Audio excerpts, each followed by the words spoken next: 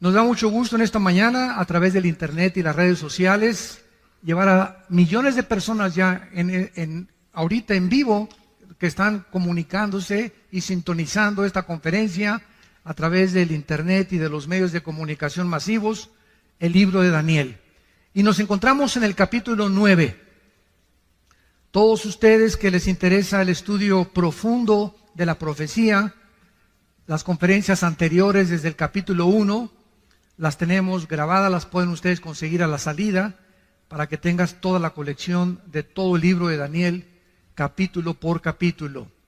En este capítulo 9 de Daniel, para poder tener un poco de base, y de los que no están todavía en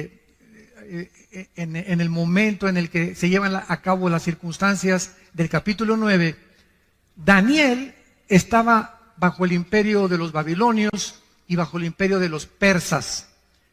Fueron los imperios que se profetizaron en el capítulo 2. Y como yo les decía hace algún tiempo a un foro de ateos, la historia demuestra que Dios existe. La existencia de Dios se puede probar filosófica, histórica, genética, física, biológicamente, de muchas maneras. Epistológicamente también, cosmológicamente también, a través del universo. Pero una de las evidencias más grandes de la existencia de Dios es que la Biblia nos muestra con un orden perfecto de qué forma los imperios a través del tiempo han ido sucediéndose uno detrás de otro, exactamente con la misma cronología que la Biblia lo estableció hace más de 2.700, 2.800 años. ¿Qué les estoy diciendo? Que la Biblia es más moderna que el periódico de mañana en la mañana. Daniel se encontraba hace 2.500, 2.600 años en lo que ahorita es Siria e Irak. Precisamente donde está la olla hirviendo y donde ahorita está a punto de estallar una tercera guerra mundial, que no sería la tercera guerra mundial desde luego. Pero Daniel se encontraba en esa zona geográfica históricamente, y la misma arqueología ha demostrado que las evidencias, los reyes, los lugares geográficos que la Biblia menciona, los nombres que la Biblia menciona, todo ha sido comprobado a través de la arqueología y de la antropología, de una manera y con una evidencia sobrenatural. Entonces Daniel se encontraba ahí y entonces él lee el libro de Isaías capítulo 25, porque Jeremías fue antes que Daniel, y Jeremías había profetizado que los judíos iban a estar en Babilonia exiliados o cautivos 70 años, y que al acabar la cautividad babilónica se les iba a permitir regresar a Jerusalén. Daniel fue uno de esos cautivos que fue llevado en el año aproximado 585, 586 antes de Cristo a Babilonia por el rey Nabucodonosor. Entonces Daniel comienza a leer a Jeremías y descubre que está a punto de terminarse la cautividad babilónica, que los 70 años se iban a acabar ya, y comenzó Daniel a preguntarse: ¿y ahora qué va a ser de nosotros? ¿Cuál es tu plan, Señor, para nosotros? ¿Qué, ya has dejado a Jerusalén o nos vas a volver a disciplinar? Entonces Daniel se pone a ayunar y hace un ayuno de verduras y de agua nada más durante 3 semanas. En el momento en que Daniel se hinca a comenzar a preguntarle a Dios a través del ayuno para sensibilizar su espíritu, ¿qué es lo que Dios quiere para el futuro de Jerusalén? Dios manda un ángel desde el cielo para que baje a la tierra a traerle el mensaje a Daniel. Y la Biblia nos dice en el capítulo 10, cuando lleguemos al capítulo 10, que otro ángel, principado de Satanás, sale a intervenir, a obstaculizar que el ángel enviado por Dios llegara a la tierra y le diera el mensaje a Daniel. Entonces vemos en la Biblia que existe en el mundo espiritual que nos rodea un conflicto, una guerra cósmica que es real Y todos los acontecimientos que se suceden aquí en este planeta tienen repercusiones espirituales en el mundo invisible. Y el único libro de los billones de volúmenes de literatura que existen en las librerías, el único libro y de los que se consideran sagrados o religiosos, la Biblia es el único libro que nos muestra qué se encuentra detrás de las cortinas en el mundo espiritual.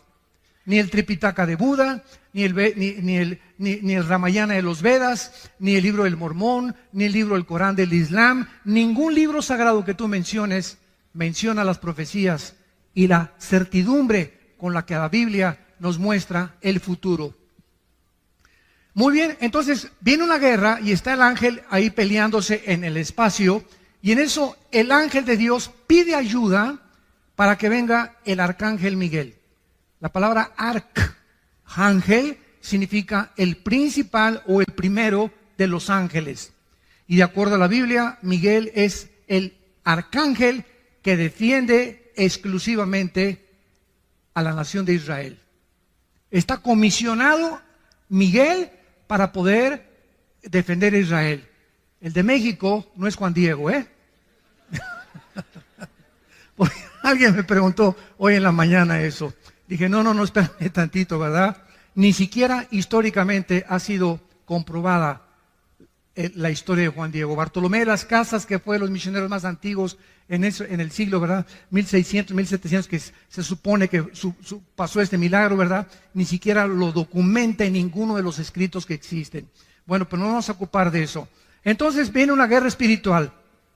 Y vemos nosotros que cuando los cristianos oramos, en el momento en que cierras tus ojitos, así como a la vez, puede estar en VIPs, puede estar ahorita, ir manejando, o en el momento que tú mandas un telegrama a Dios, o haces contacto con Dios cuando dices, Jesús, o Padre Santo que estás en el cielo, te pido que mi hijo que ahorita se acaba de ir, te pido ahorita que voy a llegar, dame sabiduría, te pido por esto, te pido por aquello, llévame con lo que tú quieras orar. En el momento en que tú te pones a orar, se desata una guerra.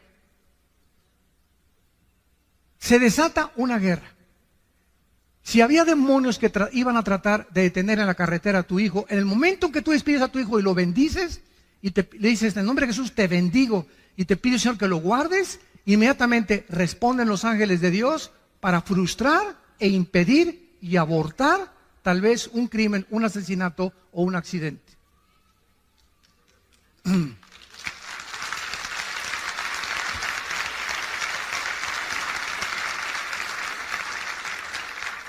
Finalmente, ¿verdad? El ángel llega a la tierra en lo que es ahorita Irán e Irak. Irán en la Biblia aparece con dos nombres. Irán aparece con el nombre de Elam, que todavía es una provincia que está en frontera con Arabia Saudita, e Irán aparece con el nombre de Persia.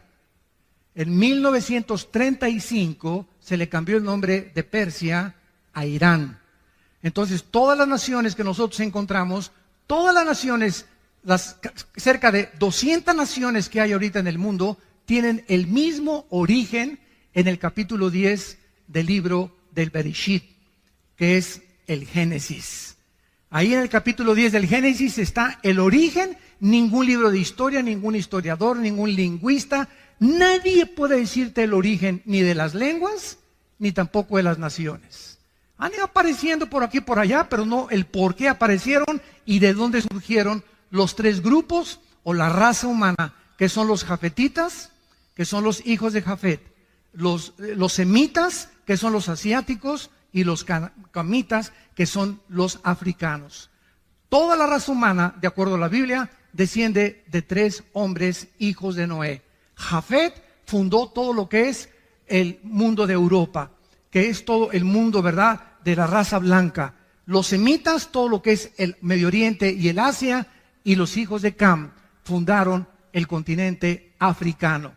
Entonces, esto es maravilloso porque nosotros podemos continuar buscando y escarbando el origen de todas las cosas. En el capítulo 9, versículo 20, vamos a abordar nuestra conferencia y vamos a iniciarla con la lectura de la comunicación de los ángeles a Daniel.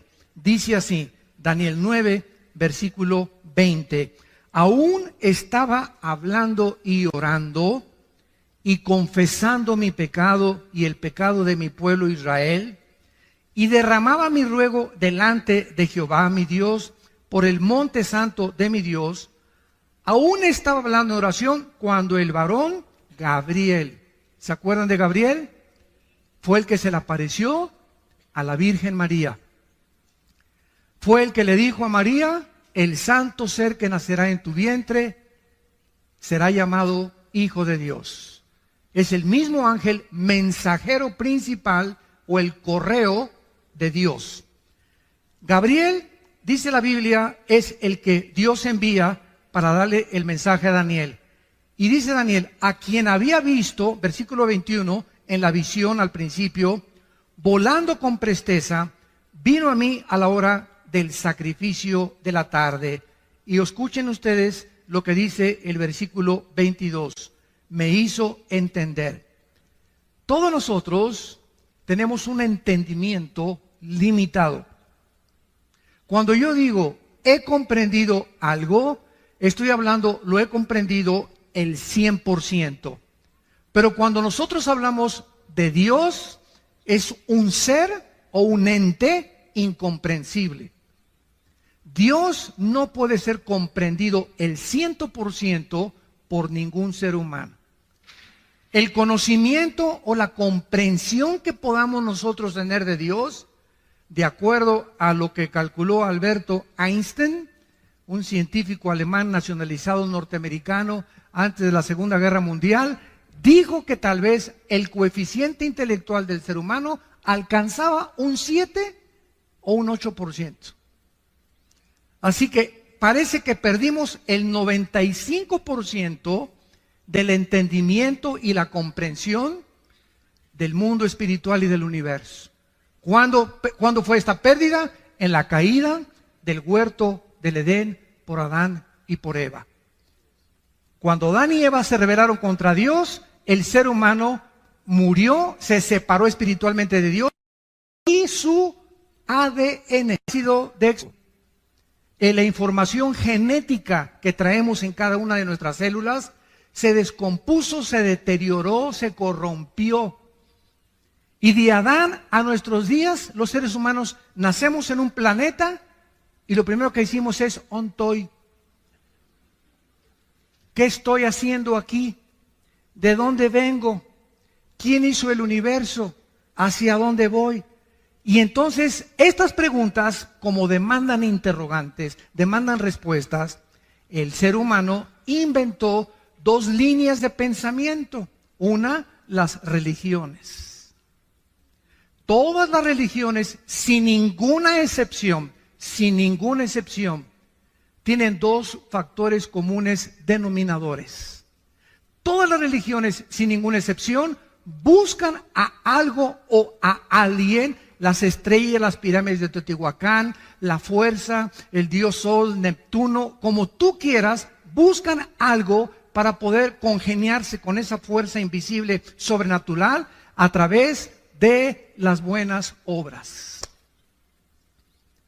Todas las religiones enseñan, llámese mormonismo, catolicismo romano, judaísmo, todas enseñan que tienes que hacer algo bueno para ganarte al cielo. Y además, todas las religiones invocan o apelan a los sacrificios. Y vemos a la gente pues cargando cruces, yéndose a rodillas a la villa, golpeándose la espada con pales, etcétera, etcétera. Sería el colmo, ¿verdad?, que los cristianos digan, es que voy a ayunar para que Dios sane a mi hija. O voy a ayunar para que pueda Dios darle la escuela a mis hijos. Dios no... Si el arcángel le dice, oye señor, ya tiene una semana sin comer Juanita, ¿le sanas a su hija? Oye, qué Dios tan misericordioso, ¿no? Que está esperando, ya me viste señor, ahora sí me tengo una semana sin comer y sin beber agua, señor, ahora sí me sanas a mi hija. Así es, quería que te sacrificaras y ya que te viera como la lengüita, como los perritos ladrando, entonces voy a sanar a tu hija. Nunca ayunemos para echarle manita de puerco a Dios.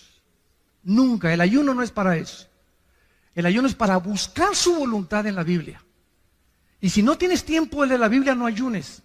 Porque si tratas de ayunar y te vas al trabajo o tienes diabetes, olvídate, ¿verdad? Vas a acabar en el psiquiátrico o en la otra vida. Entonces tenemos que entender claramente, ¿verdad?, la razón por la cual Dios nos dice eso. Y esta es la razón por la cual dice el versículo 22, que Dios tuvo que mandar, esto es antes de Cristo. El Espíritu Santo en el Antiguo Testamento no había bajado. Los ángeles bajaban al mundo y le daban a los seres humanos, como en el capítulo 18 de Génesis, que baja Cristo con 2 ángeles, a hablarle a Abraham y a decirle lo que iba a hacer con Sodoma. Personalmente, verbalmente hablaban los ángeles. Y entonces el ángel le da entendimiento, tiene la facultad los ángeles de hacer entender las cosas antes de que Cristo viniera. Jesús dijo, cuando Él venga, Él los guiará a toda la verdad. Entonces, ahora tenemos el Espíritu Santo y el Espíritu Santo usa la Biblia. Entonces, el ángel es enviado para darle entendimiento de los futuros planes a Daniel y para que entendiera cuál es el futuro del mundo de Israel. Y dice el versículo 22, y habló conmigo diciéndome, Daniel, ahora he salido, fíjate, para darte sabiduría y entendimiento, o sea, algo que Daniel no tenía, y algo que nosotros por naturaleza no tenemos. Todos los seres humanos nacimos alejados de Dios. Romanos 3:23, por cuanto todos pecamos y todos fuimos alejados de la gloria de Dios. Nacemos con entendimiento para las matemáticas, para la física, para la biología, pero nacimos con un entendimiento cero absolutamente de las cosas espirituales. Y como somos seres espirituales, buscamos a través de ¿qué cosa? De la brujería, cartas tarot, bola de cristal, invocación a los muertos, reuniones de mediums, invocar al espíritu de Cuauhtémoc, al espíritu de Achencha que venga, buscar a través de las manifestaciones místicas del budismo zen, de la meditación trascendental, comunicarnos con algo, con alguien, por la espiritualidad, porque somos seres espirituales. Tú nunca vas a ver un conejo así en el campo, y menos a Chita. Somos seres espirituales porque fuimos creados a la imagen y semejanza de Dios. Ahora, si queremos comenzar a entender las cosas espirituales, Jesús dijo en Mateo 11, 25 al 28, Padre, te alabo, porque estas cosas, las cosas invisibles que nadie conoce, las escondiste de los sabios y de los entendidos y se las revelaste a los niños. Vengan a mí todos los que están trabajados y cargados, y los haré descansar. Y Jesús dice algo asombroso en este pasaje. Nadie conoce a Dios sino yo, y aquel a quien yo se lo quiera revelar. ¿Qué dice la Biblia?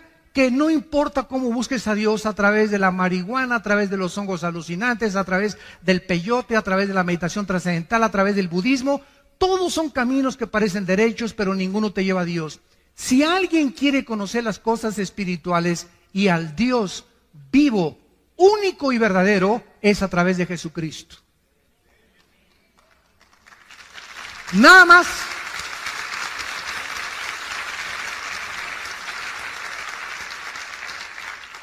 Él descendió del cielo, precisamente, dice Juan 17, versículo 3 y 4, tú me diste, Padre, el poder de bajar al mundo donde están todos estos seres humanos con un entendimiento de un 5 o 6%, completamente ciegos de lo que es el mundo espiritual, de ti, Padre, y de todo lo que pasa en sus vidas, de dónde vienen, quiénes son, a dónde van. Y tú me has dado a mí el poder de bajar al mundo y darles vida eterna. Y esta es la vida eterna, que te conozcan. A ti, al único y vivo verdadero Dios, y a Jesucristo a quien has enviado. ¿Pueden ustedes comenzar ya a entender algo? Sin Jesucristo no podemos nosotros conocer nada de Dios. Ahora, cuando Jesucristo les dijo a los discípulos, me voy, ahí nos vemos. Imagínense los discípulos, oye, espérame tantito, ¿cómo que te vas? Que tú nos has traído las palabras de vida eterna. Ahora sabemos que tú vienes de Dios y que regresas a Dios. pero ¿cómo nos vamos a quedar huérfanos? No, espérenme tantito. Dice, voy yo a mandar al Espíritu Santo que baje al mundo, y Él cuando entre a ustedes, ya no como en el Antiguo Testamento, que venía y se iba, y Dios hablaba a través de voces, a través de profetas, a través de experiencias místicas, a través de sueños. Dice Hebreos 1, versículo 1, Dios había hablado muchas veces, de muchas formas, a través de los profetas, ahora nos ha hablado por el Hijo. Cristo es la última palabra que Dios nos ha dado. Y el que no escucha al Hijo no tiene la vida. Estás escuchando voces extrañas. Si no es la voz del Hijo, estás escuchando la voz del enemigo. Y ahora el Espíritu, cuando recibes a Cristo, entonces por eso reciban a Cristo, por favor. Ese es el mensaje, es la carta que le entregamos al mundo. Abre tu corazón a Cristo, porque cuando le abres tu corazón a Cristo y crees que en la cruz Él paga por tus pecados, Él entra a tu vida en la persona del Espíritu Santo. Y el Espíritu Santo te comienza a destapar la calabaza que tenemos aquí. Y entonces, como cuando llegas a una clase de japonés, puros signos y no entiendes nada. Ah, pero está el maestro japonés. Mira, esa es la A. Ah, si usted no me dice cuál es la A, yo no voy a decir, pues yo creo que esta es la A. No es lo que tú creas, es lo que es. Pues yo creo que Dios es así. Pues Dios no tiene esa chance que fueras así ni pensaras así. Pues yo pienso que Dios va a mandar a todos al cielo y que nadie se va a condenar. Es lo que piensa mi achincha también. Dios no nos llega a nosotros que nosotros determinemos cómo es Él. Él es el que nos quiere revelarse. ¿Cómo es Él? A través de su Hijo.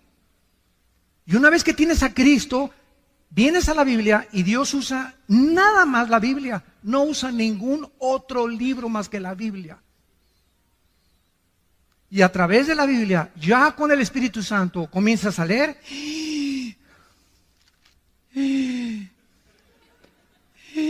Ah, caray, híjole, qué tremendo. Y comienza sin que te des cuenta a entrar algo, porque ese espíritu, la palabra de la vida, a tu vida, comienza a lavarte, como dijo una persona, a usted le lavaron el cerebro y le dije, y bien que lo necesitaba. Pero un buen lavado que necesitamos. ¿Qué filosofías? ¿Qué Nietzsche? ¿Qué Marx? ¿Qué Freud? ¿Qué Darwin? ¿Qué puros hombres? Ninguno de ellos fue Dios. Ninguno de ellos murió en una cruz para pagar por nosotros. Es Cristo el único que Dios escogió para darnos a conocer al Padre. Entonces, esta es la razón por la cual necesitamos para entender. Este es el problema del ateísmo. Por ejemplo, el ateísmo es un problema de seres humanos con mente de caracol, con mente de ostión, ¿verdad? Con un 5 o 6%, que porque no quieren entender a Dios. ¿Y por qué? Siempre el argumento de los ateos. Si Dios es Dios, ¿por qué permitió a Satanás? ¿Y por qué permite el mal? Por eso el 95% de los ateos son hombres amargados. El 95% de los ateos son personas amargadas contra alguien que no existe. Qué ridículo, ¿no? Persiguen toda su vida y atacan toda su vida a alguien que no existe. Esto es increíble, ¿verdad? Es contradictorio de una forma intelectual y filosófica, pero es el problema del ateísmo. Oye, espérame, señor ateo, ¿tú reconoces que tu mente es limitada? Sí. Bueno, si tú reconoces que tu mente es limitada, ¿puede un niño de 3 años de edad entender la ecuación de Alberto Einstein, E igual a mc al cuadrado? ¿Qué es la teoría de la relatividad? No, pues tú eres igual que ese chamaco, cabeza y calabaza. ¿Quieres con tu mente limitada entender los pensamientos, suponiendo y asumiendo ya que existe Dios? Tiene que ser infinitamente superior a lo que nosotros nos podemos imaginar. Y si Él no baja y Él no nos revela y nos dice cómo es inútil tratar en nuestra limitación de comprenderlo. Es imposible. Y se dan cuenta por qué el ateísmo es una filosofía insostenible dentro de la misma lógica y la misma filosofía. Es ridículo. Es una soberbia impresionante. Es que si yo fuera Dios, bueno, pues no eres Dios. Cabeza de langosta. Le dice en esta oración, versículo 23, al principio de tus ruegos, le dice el ángel, fue dada la orden, Daniel. Y yo he venido para enseñártela, porque tú eres muy amado. Porque tú eres muy amado. Romanos 8, 28 y 29, ¿se acuerdan? todas las cosas contribuyen a nuestro bien, a los, no a todos, a los que aman a Dios. Si tú amas a Dios con todo tu corazón y con todas tus fuerzas, no hay nada que ahorita estés pasando, no hay nada. El problema que tú me digas que tienes ahorita, que no esté Dios trabajando a tu favor. Aunque ahorita parezca que las circunstancias están en tu contra, hay un mundo invisible espiritual en actividad de poder de Dios que está obrando, que esto que parece que está en tu contra, lo va a convertir Dios para tu bien. Sigue confiando en Él. Guarda silencio en Jehová y Él te concederá las peticiones de tu corazón. Tenemos que, y esto es lo que es la fe, ¿verdad? Entender que Dios está de nuestro lado. Si Dios con nosotros, ¿quién contra nosotros? Tarde o temprano José fue vendido por sus hermanos. Imagínense a José. Imagínate que tus hermanos te saquen a patadas de tu casa y que te venden, que te lleven allá a Tepito, que te lleven allá a Ciudad Neza. ¡Ay, llévense a que póngalo a repartir droga, póngalo a pedir limosna y que te corran de tu casa! ¿Qué emoción y sentimientos invadirían tu ser? La amargura y el rencor contra tu familia. Mi propia familia me escupió y me sacó y me corrió. Y lo vendieron a José y se lo llevaron hasta Egipto. Y ahí en Egipto entra a trabajar con el capitán, ni más ni menos, de la guardia del faraón. Y cuando el faraón, se va el jefe de ahí de Egipto, el faraón se va a un viaje, no misionero, ¿verdad? Se fue un viaje de guerras que tenían conflictos, se queda la esposa del faraón, ¿verdad? Solita, y le decían la leona del Lerma. Era una mujer insatisfecha sexualmente. Y agarra a Josecito, ¿verdad? Pepinillo, ven para acá, le voy a para maravillosa, para que se acueste bien con Tito. Y lo agrede, y lo agrede, y lo agrede a Daniel. Y por no meter y se echa a correr porque el temor de Dios, agarra su saco ella, llega a Potifar, el capitán de la guardia, y le dice: entonces, este hombre, ¿verdad?, me quiso violar, y lo meten a la cárcel, todavía que lo venden sus hermanos, todavía que se va como esclavo, todavía que lo meten a la cárcel, sale de la cárcel, pasan muchos años, viene el hambre en Egipto, él comienza a guardar la comida para sus hermanos, y cuando sus hermanos lean el capítulo 50 del libro del Génesis, que es donde acaba, llegan los hermanos a Egipto, y José los ve. Él ya era gobernador de Egipto, porque lo hace el faraón, el gobernador de Egipto. Al ver a sus hermanos se ponen a llorar. ¿Cómo es posible? Te vendimos y todo. ¿Y saben qué contesta José? Ustedes buscaron un mal contra mí, pero Dios lo convirtió para el bien. Por eso los perdono.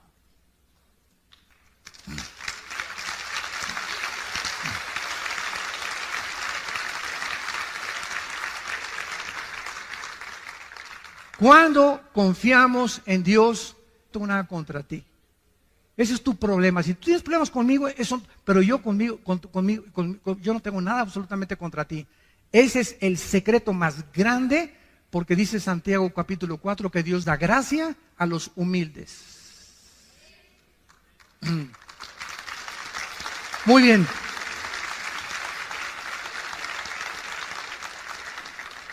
Y entonces el ángel le revela lo que se conoce en la Biblia como, yo le llamo el fundamento, yo le llamo a esta profecía de Daniel el fundamento de la escatología. La palabra escatología, para los que no sepan, viene de dos palabras, escatos y logos, que significa el conocimiento de las cosas del futuro. Entonces, un escatólogo es una persona que se dedica a estudiar profecías.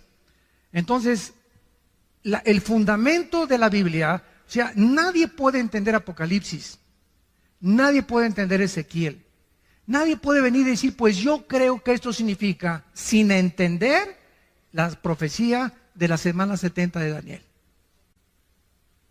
Lo que vamos a ver ahorita en 4 o 5 versículos. Es la profecía más espectacular y la que marca toda la cronología de toda la historia humana. Y la que nos hace comprender por qué ahorita Israel es el centro del ataque. Como alguien me dijo, bueno, ¿y ustedes por qué nada más Israel? No nada más Israel. Yo aquí siempre traigo el menorá, que significa la iglesia. El menorá es la iglesia, la luz, somos la luz del mundo, los cristianos.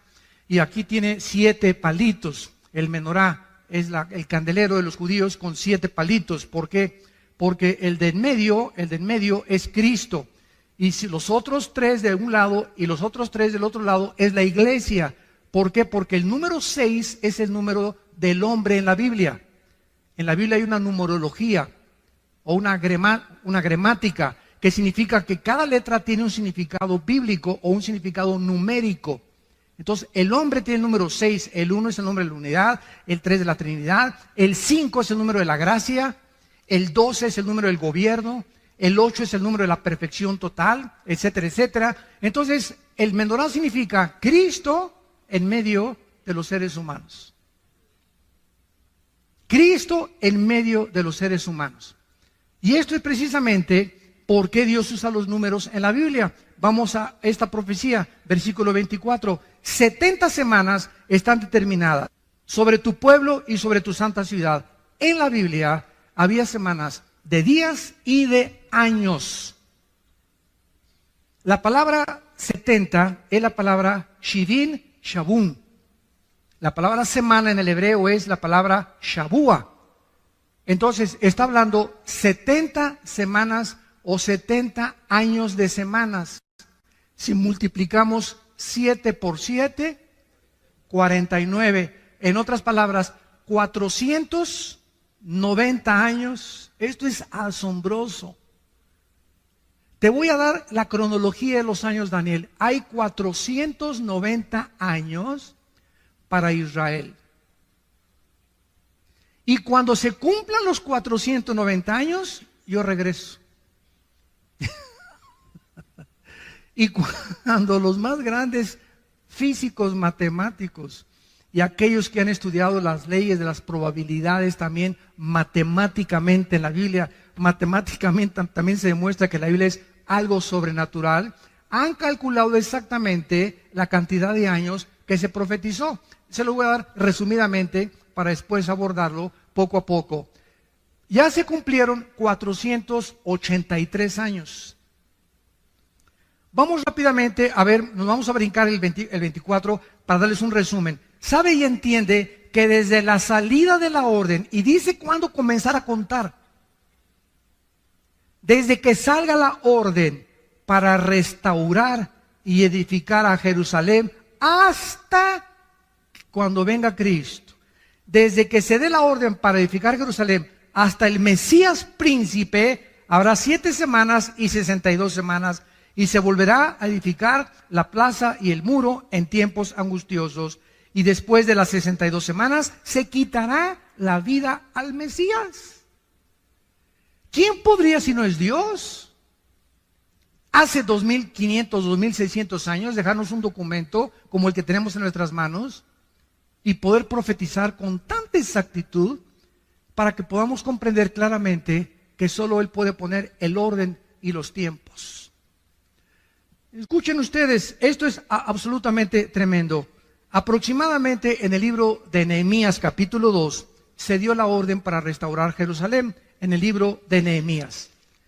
Y del libro de Nehemías hasta el domingo de Ramos. Apúntalo. Que fue en febrero del año 445 antes de Cristo, cuando se dio la orden de restaurar Jerusalén. Y cuando Cristo llega a Lucas 22 al domingo de Ramos, y en un burrito cabalgando, y todos creían que ya viene el Mesías, y de acuerdo a las profecías del reino, el Mesías va a establecer su reino, y vamos contra el imperio romano, y se acabó ya el yugo del imperio romano. Llega Jesucristo en un burrito, no en un caballo blanco como esperaban todos los conquistadores en el tiempo antiguo. Al entrar y declarar la victoria, entraban en caballos blancos.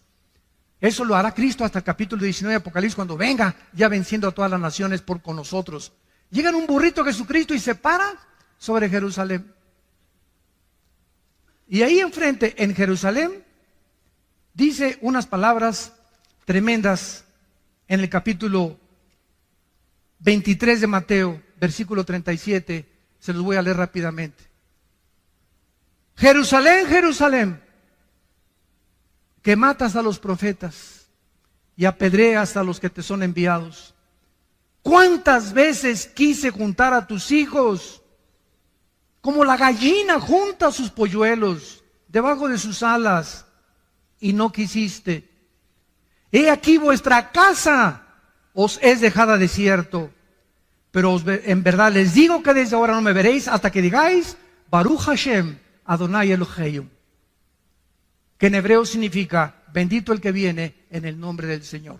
Baruch Hashem Adonai Eloheinu.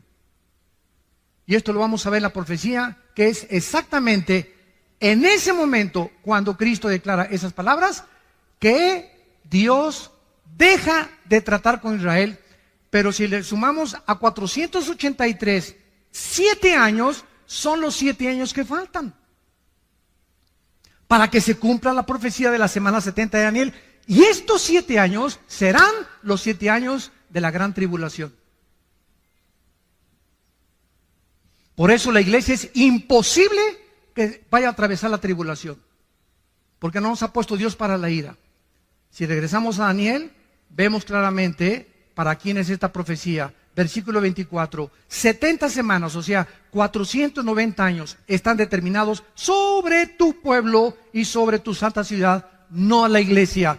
Ahí está el conflicto de muchas personas, o teólogos o escatólogos, que tratan de interpretar que la iglesia va a pasar la tribulación, o esto y el otro, simplemente porque no han entendido las 70 semanas de Daniel. Que eso es una profecía exclusivamente para Israel. Dios tiene un plan para Israel. Síganme con cuidado. Dios tiene un plan para la iglesia. El plan de Dios para Israel y el plan para la iglesia son diferentes. Esto se llama dispensacionalismo. Cuando venga Cristo por nosotros en el arrebatamiento, en el momento que seamos sacados, tal vez un año antes, un mes antes, 3 días antes, inmediatamente un hombre en el Medio Oriente va a firmar un tratado de paz entre los árabes y los judíos. Este hombre se llama en la Biblia la bestia, el cuerno pequeño, el anticristo. Y en estos 7 años, supuestamente, él va a traer la paz. Va a venir con una bandera de paz. Apocalipsis 6, el caballo blanco, que es el caballo del primer jinete del Apocalipsis, viene con un arco sin flechas, implicando que viene con símbolos de paz engañadora. Y estos 7 años, la iglesia ya no está aquí. Ya nos fuimos. Adiós, mundo cruel, ya nunca te veré. See you later, alligator. Como dice la canción, ¿verdad? Ahí nos vemos, mundo cruel. Nosotros nos vamos, escuchen esto, y al irse nosotros, mucha gente cree que el Espíritu Santo se va con nosotros. Pero el Espíritu Santo es omnipresente por el amor de Dios. El Espíritu Santo no puede decir aquí no está el Espíritu Santo. Es omnipresente, Él está en todo lugar, en todo momento. Claro que habitando de una forma especial en nosotros los cristianos, desde luego. Pero el Espíritu Santo, Él sigue aquí en la tribulación. Y entonces el Espíritu Santo va a trabajar de manera diferente, porque es otra dispensación. Se llama la dispensación de la tribulación. Antes de Cristo trabajó el Espíritu Santo, venía y se iba, venía y se iba. Crucifican a Cristo en Pentecostés, el Espíritu Santo viene, nos bautiza con el Espíritu Santo, somos llenos del Espíritu Santo, somos regenerados, somos la morada del Espíritu Santo, sellados con Él, hasta el día que resucitemos. Efesios 1, 13 y 14. Y cuando ya resucitemos y seamos transformados y nos vayamos con Cristo, el Espíritu Santo, dice Apocalipsis 7, que va a sellar en las frentes a 144,000 judíos. Y cuando estamos hablando de que en la frente, es porque será algo visible para que sea visto, como lo hacía muchas veces en el Antiguo Testamento. Es otra manera en que el Espíritu Santo y el Evangelio tribulación se llama el Evangelio eterno. Ahorita estamos predicando el Evangelio de la gracia de Dios en la cruz. Y en la tribulación será el Evangelio del reino y de la eternidad. Y los ángeles van a ayudar a predicar a estos 144,000 el Evangelio. Así que nadie se va a quedar sin ningún testimonio. Y estos 144,000 judíos, escuchen esto, ustedes no se imaginan, hay miles de mexicanos de ascendencia judía, miles de italianos, costarricenses, etíopes, de Indonesia, españoles, franceses, ingleses, alemanes. Los judíos están repartidos en el mundo porque no solamente los que están en Jerusalén y en Israel son judíos. En el año 700 antes de Cristo, el imperio de los asirios llegó a Israel y agarró a las 10 tribus de Israel y se las llevó cautivas al norte, a Siria, donde está la guerra ahorita civil. Y desde el año 700 hasta nuestros días, estamos hablando de 2700 años, los judíos se perdieron y se dispersaron y se mezclaron con todas las naciones del mundo. Y hay judíos rusos, judíos negritos, judíos blancos, judíos mexicanos, etcétera, etcétera. Así que estos 144,000 judíos, muchos creen que solamente van a salir de Israel. No es verdad. Están mezclados en miles, en cientos de naciones, perdón. Decenas de naciones. Somos 200 naciones ahorita en el mundo. Entonces, es la forma como va a operar el Espíritu Santo en aquel tiempo. Regresamos a Daniel y rápidamente dice: 490 años, 70 semanas están determinadas sobre tu pueblo, o sea, Israel, y sobre Jerusalén. Lo que se enumera a continuación, que es lo que se conoce como las 6 profecías para la nación de Israel. Número 1, versículo 24. Dice así: para terminar la prevaricación, vamos a profundizar mucho en esto, y es importante conocer el significado de las raíces hebreas, de las palabras que se tradujeron al castellano. La palabra prevaricación en el hebreo es peshá, con P de papá y SH, así como suena peshá. Esta palabra se usa el 90% en el Antiguo Testamento y se traduce rebelión. Cuando un hombre es peshá, es un hombre rebelde. O cuando es peshá, es algo que una rebelión que está propagando contra alguien. Entonces, Dios está diciendo: van a pasar 490 años hasta que se termine la rebelión. O sea, el pueblo judío actualmente está en rebelión contra Dios. ¿Sabían ustedes, verdad? Gracias a Dios que hay, se calcula, 150,000 judíos, estoy hablando étnicamente, que ya aceptaron a Yeshua o a Jesús como su Salvador. Y se llaman congregaciones mesiánicas. Y casi siempre cuando hay un movimiento en la historia cristiana que se está gestando, por ejemplo, viene el movimiento carismático y se fueron a un extremo. Viene el movimiento de las lenguas y se fueron a un extremo. Viene el movimiento del mesianismo y se fueron a un extremo. Pero todo tarda tiempo porque somos bien imperfectos. Somos bien imperfectos. Entonces, para que cuaje la gelatina y para que se cocine el arroz, necesita meterse un tiempo, ¿verdad? El pastel se mete a que media hora en el horno y todo tarda hasta que ya sale cuajadito, ya sale cocido, y hasta que esté cocido no se puede comer. Y así pasa con los movimientos en la vida cristiana. Yo me recuerdo en los 70s, yo me convertí en el 74, yo llegaba a iglesias donde Dios sabe que estoy hablando la verdad. Y me agarraban con pinzas la lengua y me la jalaban y me decían: hablen lenguas. Y me jalaban la lengua con pinzas como de madera para que hablen lenguas. Y me daban zapes por detrás. Hable. ¿Cómo hablo así? Menos voy a hablar con esas pinzas en lengua, ¿no? Y después ya llegó al extremo completo, pero ya fue el extremo total cuando dijeron que si no hablabas en lenguas, no tenías al Espíritu Santo. Dios mío, Ave María. Y se aceptó como algo que si no hablabas en lengua no tienes el Espíritu Santo. O sea, la iglesia se divide entre los que tienen y si no lo tienes, no eres cristiano pero sin el Espíritu Santo. Espérame tantito, si soy cristiano tengo el Espíritu Santo, porque la palabra cristiano es ungido pequeño. ¿Quién es un cristiano? No es el que va a la iglesia, no es el que pertenece a una religión, no es el que es bautista, presbiteriano, nazareno o Villanueva para México, Amistad Cristiana. Es la persona que tiene al Espíritu Santo, no importa dónde tú vayas. Claro que tiene que ser congregación que tenga las bases, la autoridad de la Biblia, desde luego, ¿no? Pero lo que nos hace cristianos no es el edificio ni la denominación, ni el bautizo, sino tener al Espíritu Santo. Es lo que te hace cristiano. Y eres mi hermano y mi hermana en Jesucristo. Entonces, esta rebelión contra la autoridad de Dios se va a terminar. Veamos en Zacarías capítulo 12. Zacarías 12. Ahí brínquense unas páginas después. Sigue Joel, de Daniel, Jonás, Nahum. Como unas 20 páginas, yo creo. Y llegamos a Zacarías 12. ¿Se acuerdan la expresión de Cristo cuando llegó a Jerusalén? Que acabamos de leer en Mateo 23. Hasta que digas Baruch Hashem Adonai Elohim, no me verán hasta que digan bendito el que me ha nombrado. O sea, ustedes los judíos que me crucificaron y le gritaron a Pilato, sobre mí sea la sangre, sobre nosotros sea la sangre, cayó la maldición sobre ellos.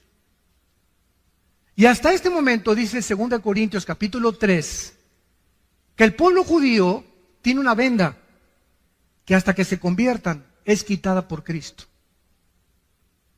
Entonces tú vas a Jerusalén, los que han ido, nos han acompañado en los viajes, mi hijo Alan acaba de regresar hace 2 semanas de Jerusalén, se llevaron como 40, 50, 60 personas. Si tú vas a Jerusalén o vas a Israel, vas a encontrar a cantidad de judíos vestidos de negro, con cairelitos aquí, con su sombrerito. Se llaman judíos ortodoxos. Nos odian. Con odio jarocho. ¿De veras? No me acuerdo, hace 4 o 5 años cuando fuimos, que estábamos en la tumba de David y entramos a orar y estábamos así, éramos como 10 hermanos agarrados de las manos dentro de la tumba de David y entró un judío con una talid, así, comenzó a gritarnos a todos y nos comenzó a insultar, etcétera, etcétera, y todos para atrás, ¿no? Y teníamos ganas de descontarlo, ¿verdad? Pero y vamos a dar un buen testimonio, ¿verdad?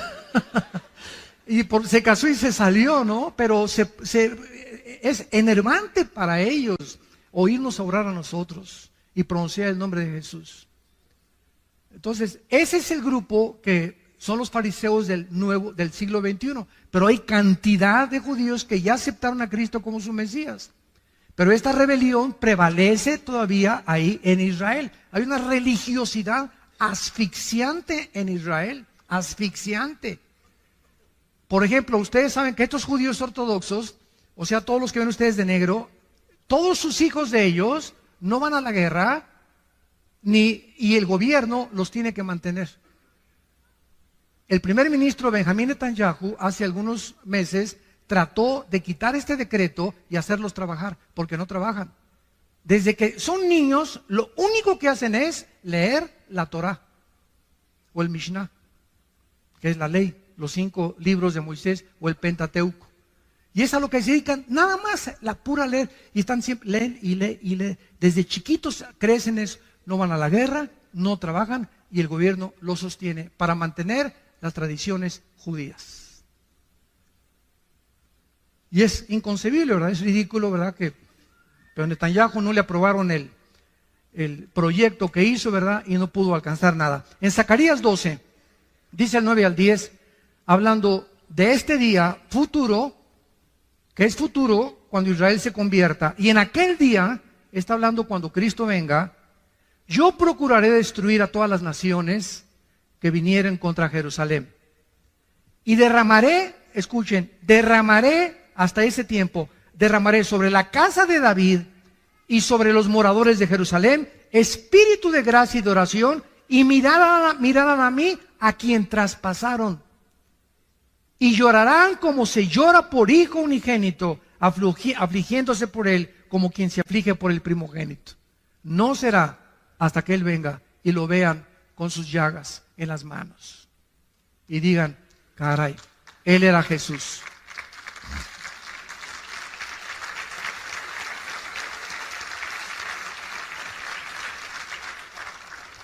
Vamos a continuar con este estudio, pero es impresionante la cronología bíblica, es impresionante el contacto que la Biblia nos da con el mundo que nos rodea, con lo que está pasando ahorita en el mundo con las naciones, y la comprensión que el Espíritu Santo nos da a los cristianos, que la gente privilegio que experimentemos, que nunca se manifieste en orgullo, nunca, nunca, nunca, porque pierdes la gracia de Dios.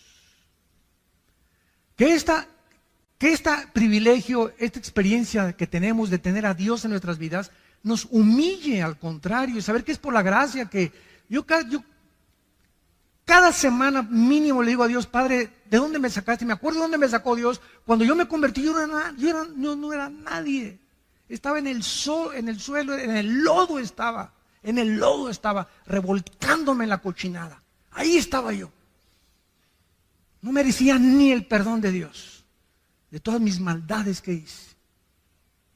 De ahí nos sacó, de una cantera, de una roca, de ahí nos sacó Dios y comenzó a trabajar como los escultores y con el cincel, con el martillo y el cincel, a sacar la figura de David de una escultura, de una roca, las figuras que hacen los escultores, ¿verdad? Así Dios, de una piedra que éramos nosotros, de un carbón, nos está convirtiendo en diamantes a los cristianos.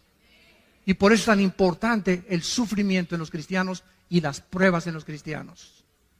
Como decía Churchill, el primer ministro de Inglaterra, cuando hace calor no te salgas de la cocina. En el momento que vienen las pruebas, ya no sé cristiano, parece ser cristiano y parece... Ay, y en la iglesia hay problemas. No estás en Disneylandia, hijo. No estamos todavía en Reino Aventura. En la casa, en la iglesia, no hay ninguna iglesia perfecta. Todos está trabajando Dios con nosotros, con todos nosotros. Tenemos que tener paciencia y aguantar, porque nos está forjando a través de este fuego y purificando nuestros corazones a través de las pruebas, para que pueda brillar la paciencia y la fe brillar con máximo esplendor, porque es lo más valioso que tenemos, la fe que Él nos ha dado en su Hijo Jesucristo. Oremos. Padre, gracias por tu palabra en esta mañana, en esta tarde también.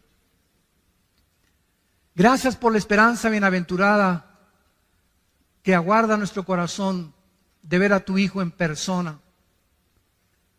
Que cuando Él ascendió al cielo para despedirse de sus discípulos y comenzó a elevarse en el aire, los ángeles aparecieron y les dijeron a los apóstoles: ¿por qué miráis así al que se va? Porque exactamente como se va, regresará físicamente a establecer su reino entre ustedes. Y en aquel día secará vuestras lágrimas. Y en aquel día será como la mujer parturienta, que durante 9 meses ha sufrido. Y cuando el niño viene ya al mundo, se rompe la fuente, los dolores aumentan, pero cuando tiene esa criatura en sus brazos, todavía dice que venga el segundo o el tercero. Pero ese niño en sus brazos le hace olvidarse de todo lo que pasó, por el gozo de tener a su hijo, que finalmente está con ella, o a su hija. Y cuando tú vengas, esto le dijiste a los discípulos: así será con ustedes. En el mundo tendrán aflicción, pero confíen, yo he vencido al mundo. Y cuando yo venga, vuestras lágrimas se convertirán en gozo.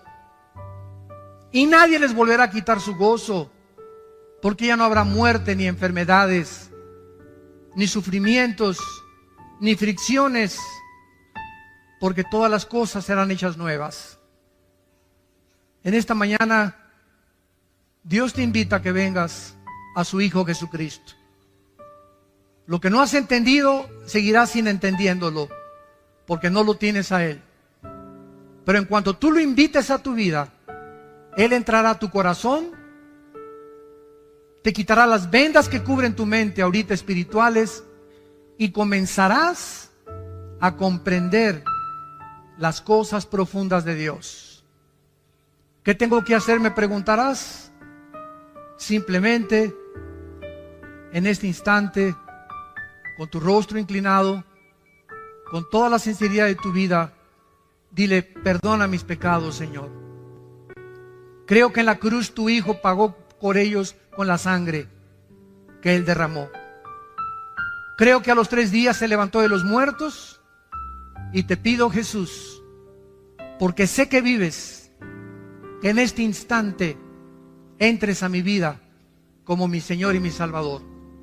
En tu nombre perfecto, santo y eterno te lo pido. Amén.